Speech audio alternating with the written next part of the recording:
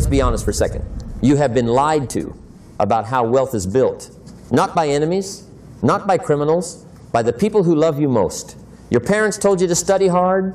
Your teachers told you to get good grades. Your guidance counselor told you to find a stable job. Your friends told you to enjoy your 20s. Your government told you to contribute to a retirement account and trust the system. Every single one of them meant well. And every single one of them was reading from a script written for a world that no longer exists. The advice you received was designed for a 1960s factory worker who would stay at one company for 40 years, retire with a pension, pay off a small house, and die at 72 with a few $1,000s in the bank. That world is gone. The pension is gone. The job for life is gone. The cheap house is gone. But the advice is still being repeated word for word by people who never updated their own software. Meanwhile, in another room, a quieter room, a different conversation has been happening for centuries. It happens in the back offices of family businesses in northern Italy. It happens in the small accounting firms of immigrant neighborhoods in Brooklyn and Houston. It happens between fathers and sons in the back of dry cleaners, butcher shops, plumbing companies, machine shops, and warehouses you've driven past 1,000 times without noticing. In those rooms, men and women with names you will never know are quietly becoming millionaires using rules so old they predate the stock market. They do not have inheritances. They do not have trust funds. They do not have rich uncles.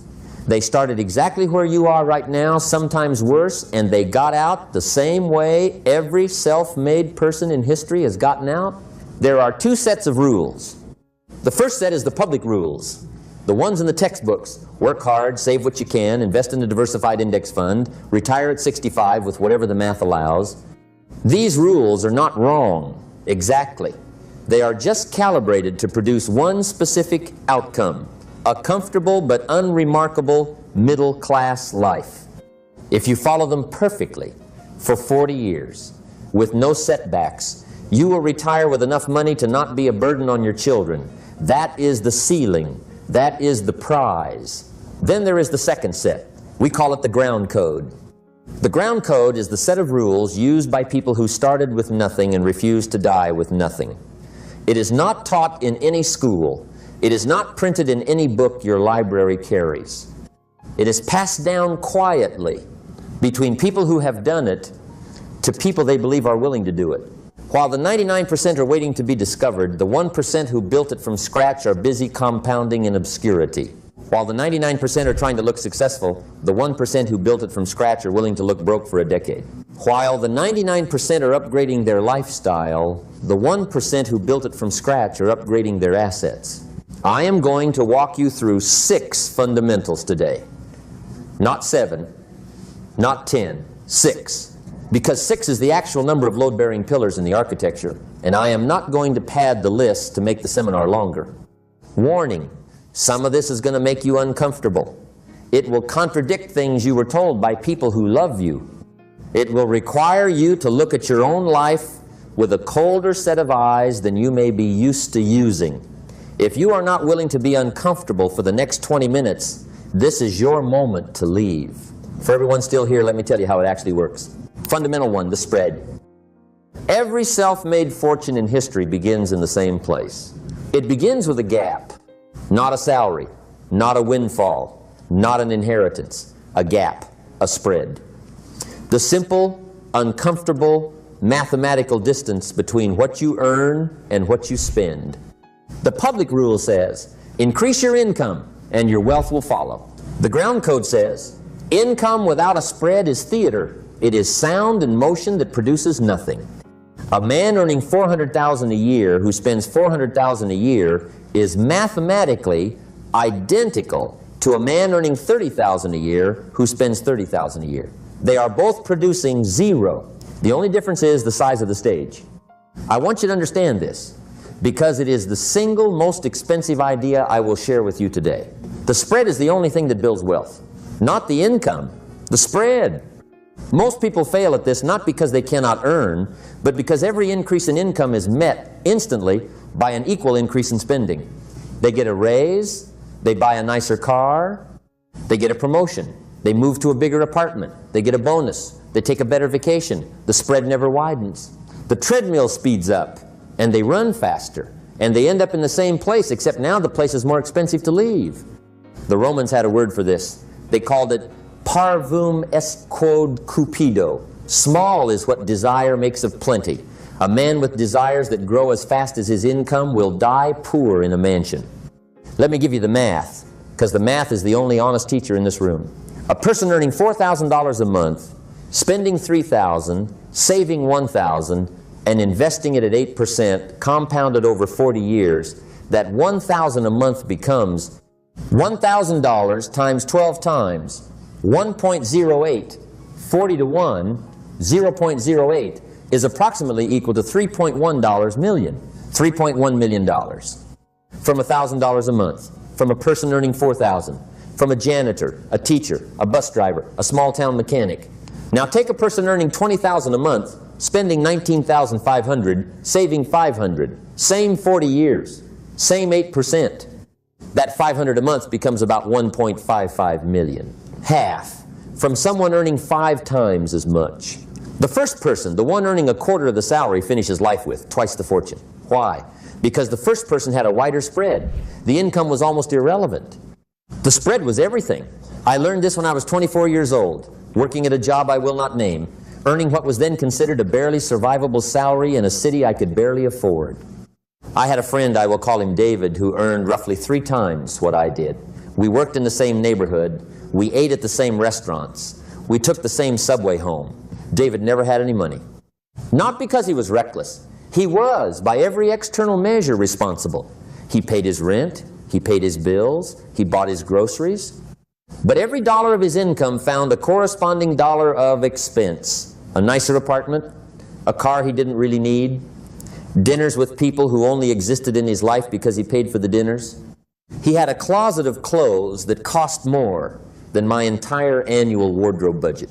I, meanwhile, was living in a small room above a bakery, eating eggs and rice for most of my dinners, walking to work in shoes that needed resoling. I did not look successful. I looked like exactly what I was, a young man with no money. But every month, somewhere around 40% of my paycheck disappeared into an account I refused to touch. David retired at 68, broke, working part-time at the same kind of job he had at 24. I retired at 51. Not because I got lucky, because I had a spread, and David did not. This is the first law of the ground code. The spread is the foundation. Without it, no other rule will save you. A river does not carve a canyon by being wide. It carves it by being persistent and going in one direction. The spread is the river. Everything else in this video, every rule that follows, is downstream of it. If you do not widen your spread, nothing I say after this matters. This brings us to the second fundamental. And if the first one was about creating capital, this one is about what you do with it the moment it arrives. Fundamental 2, the soldier test. Every dollar that enters your hand is a soldier. I want you to take that seriously, because the metaphor is not decorative, it is operational. A soldier has a function, a soldier has a destination, a soldier has a commanding officer.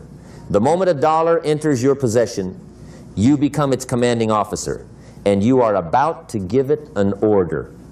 You have, in practical terms, 3 orders you can give.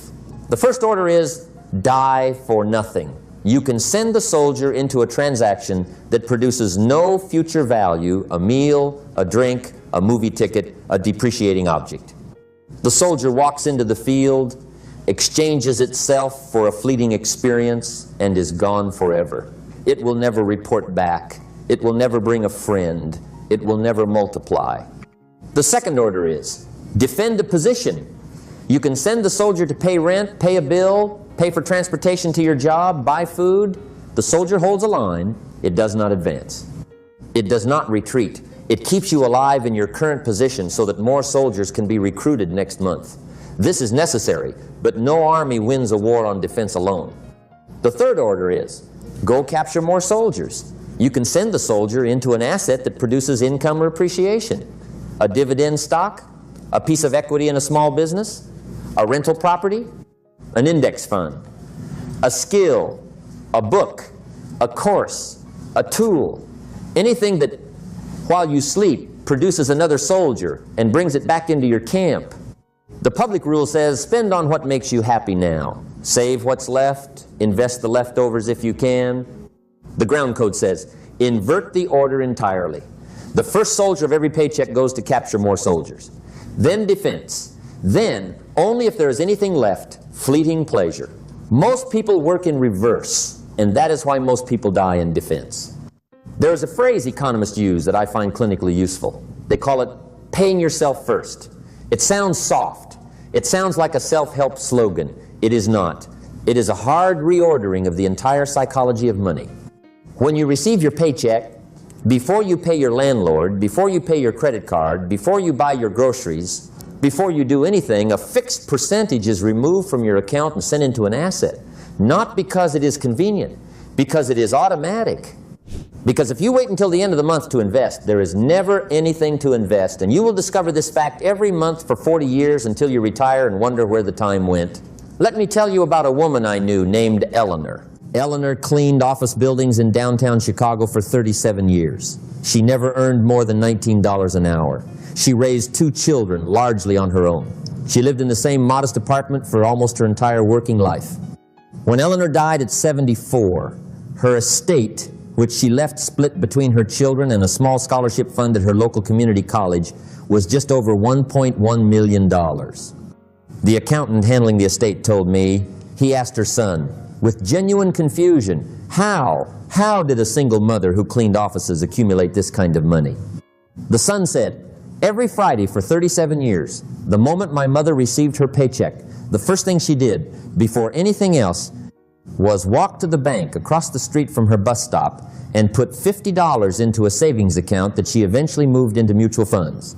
She did this when we were starving. She did this when the rent was late.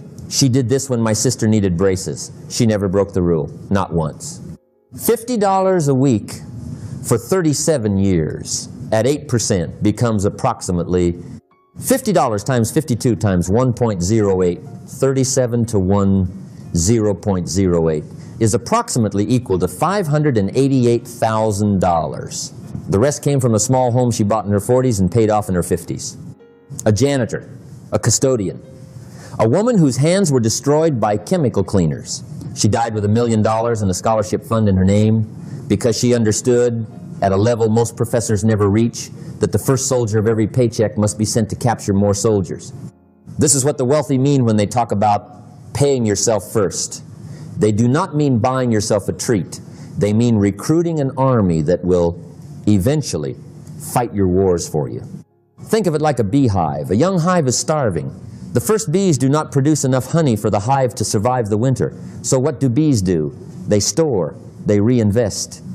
They send the first honey not to consumption but to the next generation of bees.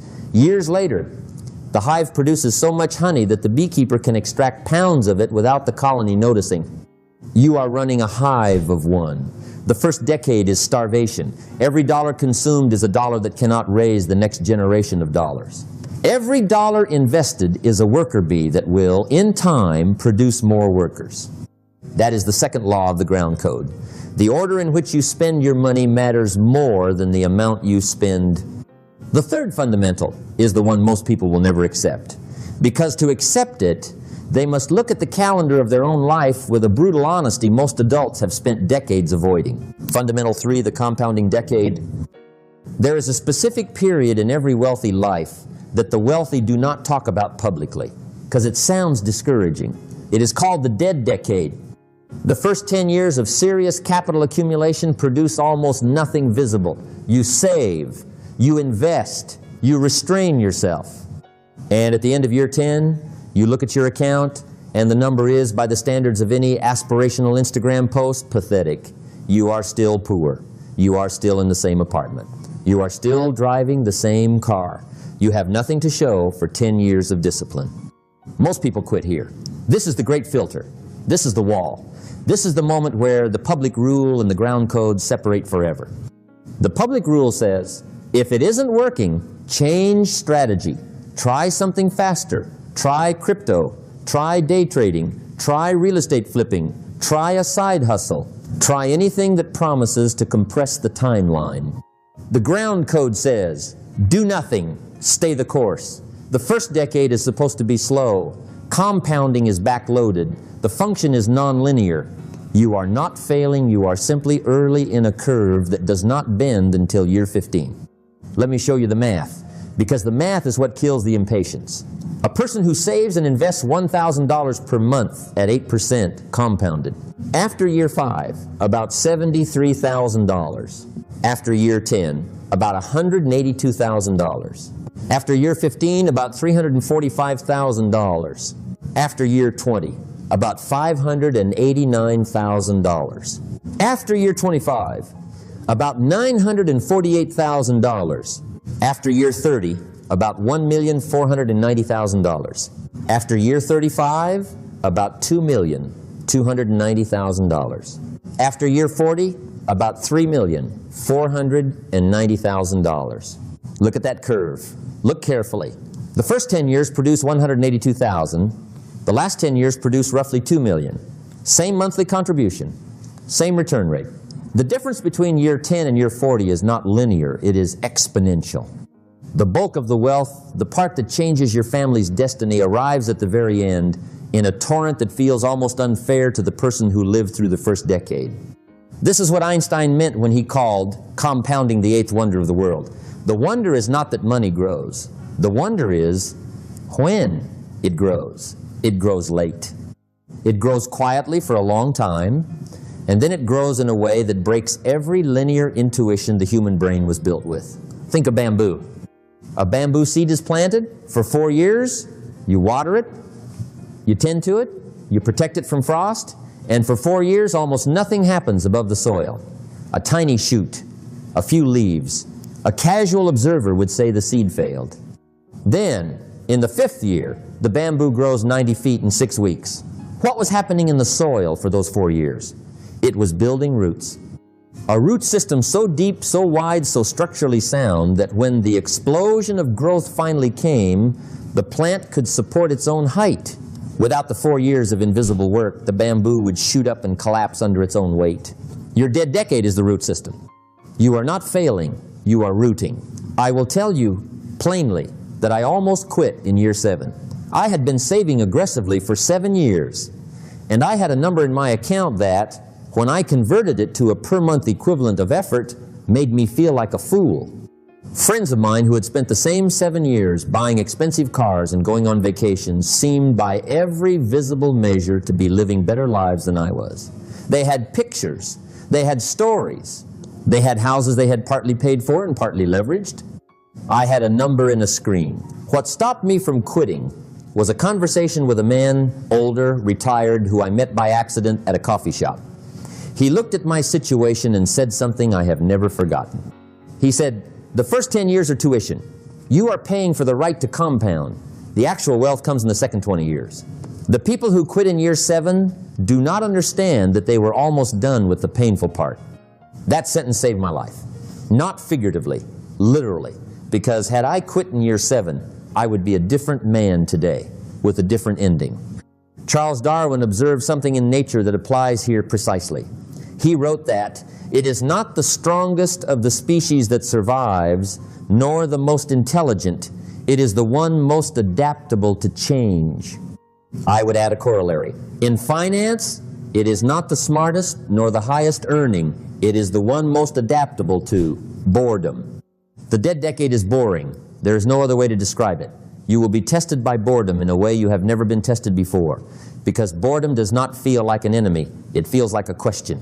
Is this all there is? Is this working? Should I be doing something more exciting? The answer, every time, is no. There is no shortcut. The shortcut is the trap. The torrent comes at the end, or it does not come at all. That is the third law of the ground code. Wealth is built in the years no one is watching, including you.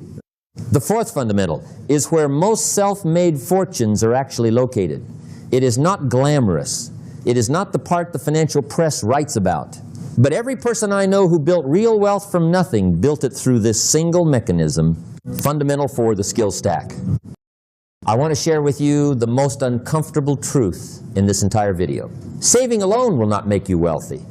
If you earn an average wage and save responsibly for 40 years, you will retire with a number that, in most major cities, will not buy you a meaningful retirement. The math is simply against you. Inflation has eroded the value of average savings to a degree that the previous generation did not have to face. The era of becoming rich on a single modest paycheck stretched over 40 years is, with rare exceptions, over. This is not a reason to despair. It is a reason to understand the next rule. The public rule says, get a degree, get a job, follow the salary ladder, retire on what your employer pays you. The ground code says your salary is the floor of your earnings, not the ceiling.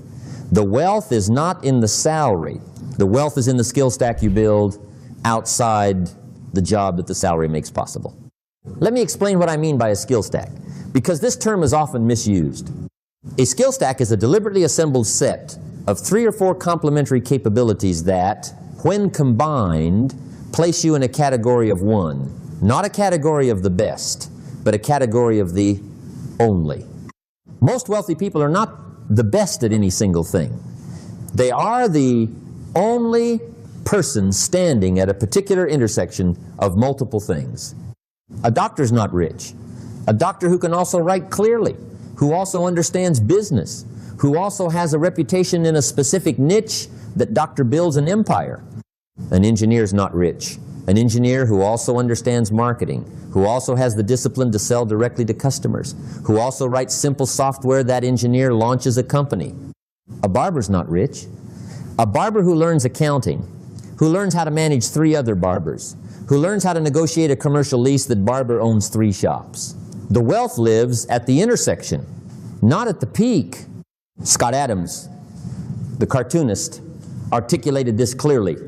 He pointed out that being in the top 1% of any single skill is mathematically nearly impossible. You are competing against millions of people, many of them naturally gifted, many with decades of head start. But being in the top 25% of 3 different skills simultaneously, that is achievable through deliberate work over 5 to 10 years. And the intersection of 25% skills is rarer in real economic terms than the peak of any one of them. 25% times 25% times 25% equals roughly 1.5%. You become, statistically, 1 in 66. That is enough. Let me give you a concrete example. A man I knew named Hassan immigrated to the United States in his late 20s, speaking limited English, with no money and no contacts. He took a job stocking shelves at a grocery chain. He worked that job for 11 years. He never made more than $17 an hour at it. But during those 11 years, in his evenings and weekends, Hassan built 3 skills. He learned accounting well enough to do the bookkeeping for a small business. He learned commercial real estate well enough to read a lease, understand cap rates, and negotiate with landlords. He learned to speak English at a near-native business level well enough to write a contract, run a meeting, and pitch an investor. None of these skills by itself was world-class. He was not a CPA. He was not a real estate attorney. He was not a poet. But the intersection of those 3 skills, combined with his savings from 11 years of disciplined frugality, and combined with his understanding of his own immigrant community's needs, allowed him, at age 39, to open a small specialty grocery store. By age 48, he owned 4 stores. By age 55, he owned the buildings the stores were in. By the time he sold the chain at 61, his exit was 8 figures. Hassan was not the smartest man I ever met. He was not the most talented. He was not even the most ambitious. He was simply the man who built 3 modest skills into one rare combination and waited for the world to need exactly that combination. Think of it like a key. A single tooth on a key is meaningless.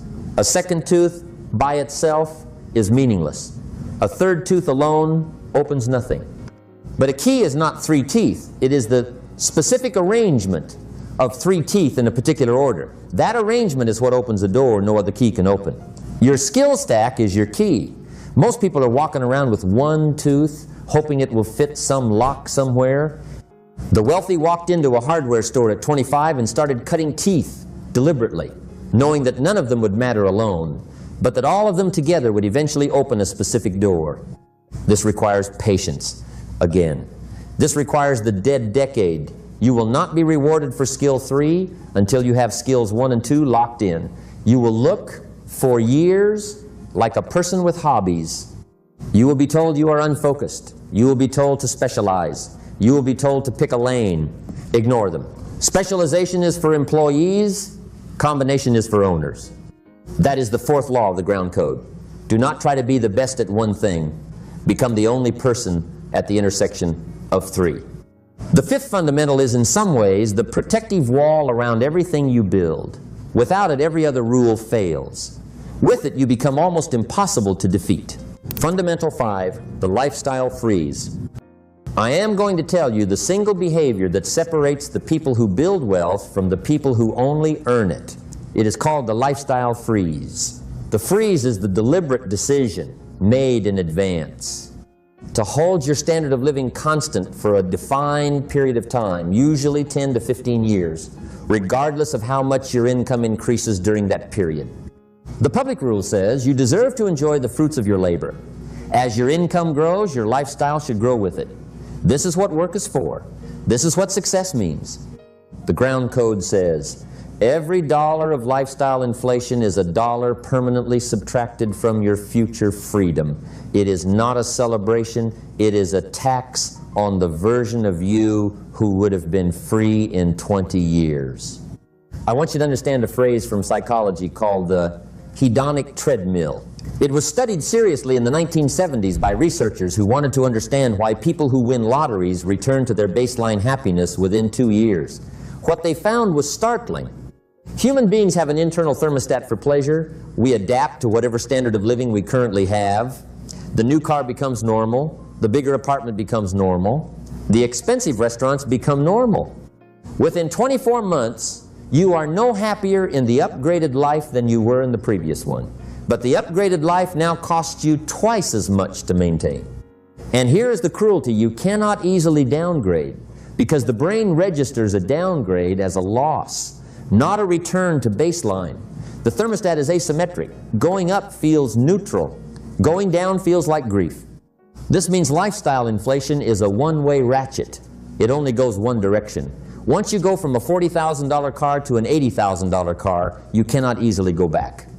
Once you go from a small apartment to a large house, the small apartment becomes unbearable. The wealthy understand this. The middle class does not. And the gap between those two understandings, compounded across 40 years, is most of what we mean when we say generational wealth. The lifestyle freeze is the decision to step off the ratchet entirely. Here is how it works in practice. You commit, before any major income increase happens, to a fixed cost of living. Let's say it's $3,000 per month, your rent, food, transportation, basic entertainment. You write that number down, you sign your name beneath it, and then when your income rises, when you get the raise, the promotion, the bonus, the better job, the new client, you do not move that number. Every additional dollar of income beyond the original $3,000 goes directly into assets. This is not deprivation. You still live exactly the way you always did. You eat the food you always ate, you drive the car you always drove, you wear the clothes you always wore. From the outside, no one can tell anything has changed for you. From the inside, the only thing that has changed is that the river of capital flowing into your assets has tripled, quadrupled, or quintupled. I want to tell you about a man named Tomas. Tomas immigrated from Lisbon in his early 30s. He took a job as a draftsman at an architectural firm in Toronto. His starting salary was modest. Over the next 22 years, through a combination of skill, development, promotion, and eventually opening his own small practice, his income grew by roughly 6 times. He went from earning $42,000 a year to earning over $250,000 a year. In those same 22 years, his lifestyle did not change. He lived in the same one-bedroom apartment he rented when he arrived. He drove the same modest used car, replacing it only twice in 22 years and only with similarly modest cars. He ate at home almost every night, cooking the simple Portuguese dishes he had learned from his mother. He bought clothes when his clothes wore out, and not before. He took 2 vacations a year, both to visit family in Portugal, both staying with relatives. When Tomas was 55, he retired. By then, the spread between his income and his cost of living had been compounding for 2 decades into a portfolio of assets, index funds, 2 small commercial buildings, a silent partnership in a friend's design firm that produced more passive income than his peak salary as an architect ever had. People who knew him only superficially used to wonder, sometimes critically, why a man who earned so well lived so simply. They assumed he was unhappy. They assumed he was depriving himself. Tomas was not depriving himself. Tomas had simply understood, earlier than most, that the simple life he chose at 32 was already enough. He did not need to upgrade it.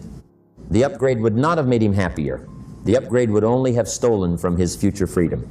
So he locked the lifestyle and let the income flood the asset side of his life unobstructed. Think of a dam. A dam does not become powerful by being large. A dam becomes powerful by holding back water that would otherwise flow downhill and dissipate. The water held behind the dam, accumulated over years, is what eventually generates electricity, irrigation, drinking water for entire cities. If you remove the dam, all you have is a creek. Your lifestyle, when frozen, is the dam. Every dollar of income that would have flowed downstream into a slightly nicer apartment, a slightly newer car, a slightly more expensive vacation, that water is now held, it accumulates, it builds pressure, and eventually it powers something far greater than any individual purchase ever could. Most people do not freeze their lifestyle because they cannot accept the social cost. To live below your visible means is to look to your neighbors and coworkers like you are not succeeding. You will not be congratulated. You will not be admired. In some cases, you will be quietly pitied. You must be willing to accept the pity. The pity is the price of the freedom. There's no version of this where you both look rich on the outside and become rich on the inside. You must choose. The wealthy have chosen the inside every time for centuries. That is the 5th law of the ground code. The cost of looking rich is the impossibility of becoming rich. We arrive now at the 6th and final fundamental. And in some ways, this is the one I wish someone had told me first, because every other rule on this list becomes easier to execute when you understand it. Fundamental 6, the quiet network. I want to ask you a question, and I want you to answer it honestly, inside your own head. Who are the 5 people you spend the most time with? Not your family. The 5 non-family people you spend the most voluntary hours with at work, on weekends, at the gym, in your hobby groups, on the phone, in text chains. Now ask the harder question. What is the average financial position of those 5 people? What is their average level of discipline? What is their average level of ambition? What is their average lifestyle relative to their income? Because the answer to that question, the average, is, with almost mathematical certainty, where you will be in 10 years. There is a man, the late entrepreneur and philosopher, said it most clearly. He said, you become the average of the 5 people you spend the most time with. He was not being poetic. He was describing a documented phenomenon in social psychology, what researchers call peer convergence. Human beings are pack animals. We adjust our spending, our ambition, our self-image, and our risk tolerance to match the median of the group we belong to. We do this unconsciously. We do this even when we believe we are immune to it. We are not immune. No one is. The public rule says, surround yourself with people you love. Loyalty matters. Don't outgrow your friends. Stay humble. The ground code says, your peer group is the single largest unseen variable in your financial future. If you do not curate it deliberately, it will curate you, and the result will not be in your favor. This is the rule no one wants to talk about, because it sounds cold. It sounds like betrayal. It sounds like the language of someone who has forgotten where they came from. I am going to talk about it anyway. Wealth is contagious in the same way poverty is contagious. The 5 people around you set the tone for what is normal. If your closest 5 friends spend every Friday night drinking, you will spend every Friday night drinking. If your closest 5 friends discuss real estate, business deals, books they have read, and skills they are developing, you will eventually do the same. Not because you are a follower, because you are human. The most dangerous form of poverty is not financial. It is aspirational poverty, being surrounded by people whose ceiling is your ceiling, people who do not believe more is possible, people who When you mention an ambition, respond with the gentle but unmistakable language of pulling you back into the bucket. I do not say this to encourage you to abandon your friends. I say this to encourage you to add to them. The wealthy do not have small social circles. They have layered social circles. They keep their old friends, the ones they grew up with, the ones who knew them before they were anyone, but they also deliberately seek out, year after year, relationships with people who are slightly further along the path than they are. Mentors, older colleagues, wealthy customers, members of professional groups they had to apply to join. The point is not to abandon, the point is to expand. I will tell you plainly that the single most important relationship I built in my life was with a man named Frank. Frank was 22 years older than me. He owned 3 small commercial properties in the city I was working in. We met at a Saturday morning coffee shop where we were both regulars. For about a year, we exchanged nods. For another year, we exchanged small talk. By year 3, we were having 2-hour conversations about business, about real estate, about life, every Saturday morning. Frank never gave me money. He never gave me a job. He never made a single business introduction on my behalf. What Frank gave me was something far more valuable. He gave me an example of what a calm, financially independent man's life looked like, hour by hour, week by week. He showed me, without ever saying it, that wealth was not loud, that it was patient, that it required no audience, that it was mostly a way of being awake in the world, paying attention to small things, refusing to be hurried.